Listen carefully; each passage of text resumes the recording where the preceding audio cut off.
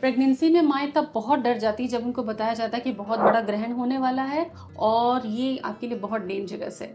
लेकिन मैं आपको बिल्कुल नहीं डराऊँगी, आपको बताऊँगी, आपको सिखाऊँगी कि ग्रहण हो तो उसका हमारे बॉडी पर क्या इफ़ेक्ट होता है, बच्चे तक क्या इफ़ेक्ट जा सकता है और उसके नेगेटिव इफ़ेक्ट से कैसे बच सकते हो। कॉस्मिक रीज़न भी हम समझेंगे और उसके लिए प्रिकॉशंस भी समझेंगे। तो आने वाले समय में थोड़े टाइम में 7 सितंबर को 2022 के बाद का एक बड़ा पूर्ण चंद्र ग्रहण लगने वाला है।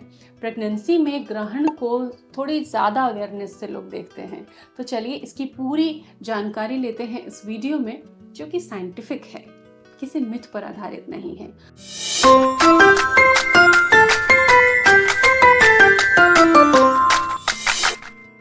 Welcome to YouTube mom.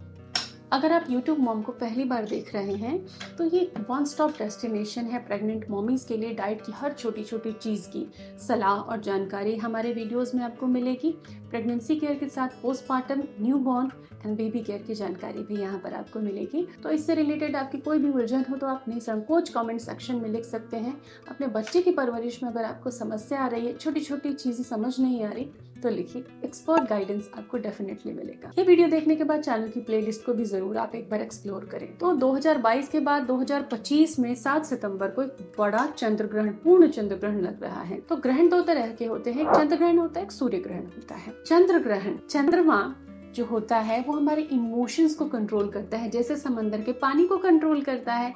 अब जैसे धरती पर जो समंदर है उसका पानी चंद्रमा के बढ़ने और चंद्रमा के घटने से हाई टाइड और लो टाइड में बदल सकता है, तो डेफिनेटली वो हमारे शरीर पर, हमारे दिमाग पर, हमारे इमोशंस पर भी असर डालता है, क्योंकि मून एक कॉस्मिक प्लैनेट है जो हमारे इमोशंस को रिप्रेजेंट करता है। तो चंद्र ग्रहण का जो इफेक्ट होता है बहुत ज़्यादा हमारे बिहेवियर, हमारे इमोशंस, हमारे मन पर होता है कि वहीं जाकर अटैक करता है। जो भी इसके नेगेटिव इफेक्ट्स होते हैं हमारे इमोशंस पर ही सीधे अटैक करते हैं।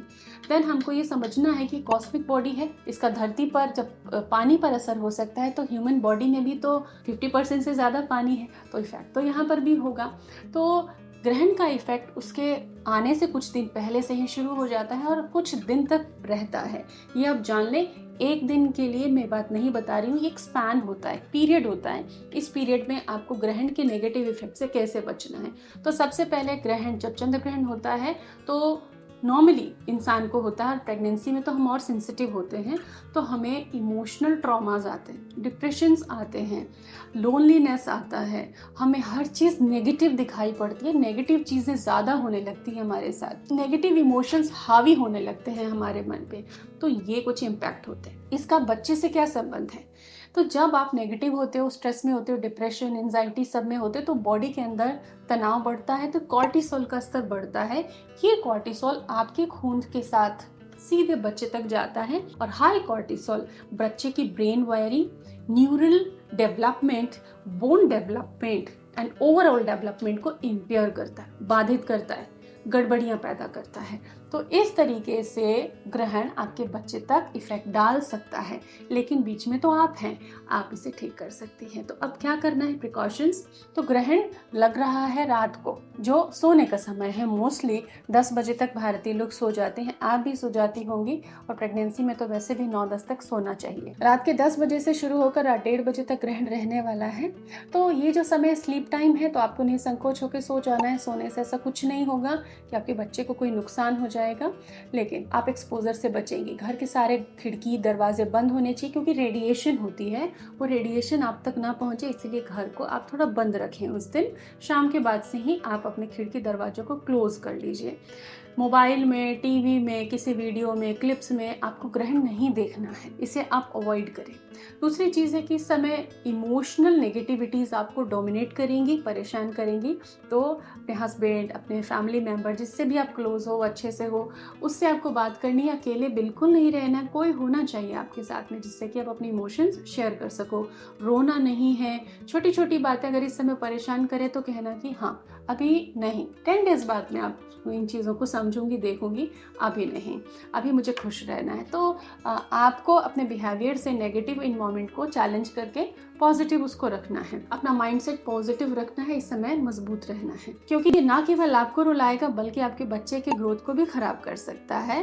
तो इस स्ट्रेस से आपको बचना है। ग्रहण के समय में प्रेग्नेंट माएँ आराम से खा सकती हैं, पानी पी सकती हैं, लेकिन वैसे ही ग्रहण रात को है तो आपको बहुत ज़्यादा चिंता करने की ज़रूरत नहीं है। ये कोई वर्किंग आवर्स तो होते नहीं है, ये तो स्लीपिंग आवर्स होते हैं। तो आप अपना रूटीन वर्क करके इस समय तक सो जाएं, जल्दी सो जाएं, ये आपके हित में रहेगा। तो ग्रहण वाले दिन आपको जल्दी सो जाना है, ये आप कोशिश रख सकती हैं। और अगले 1 हफ्ते तक यही प्रिकॉशंस रखने हैं। ग्रहण कोई बहुत बड़ी समस्या नहीं है, कॉस्मिक घटना है जिसका कि धरती पर, प्लैनेट्स पर, हर चीज़ पर, पेड़ पौधों पर, पानी पर, इंसान पर, सब पर इफेक्ट पड़ता है, हम पर भी पड़ेगा।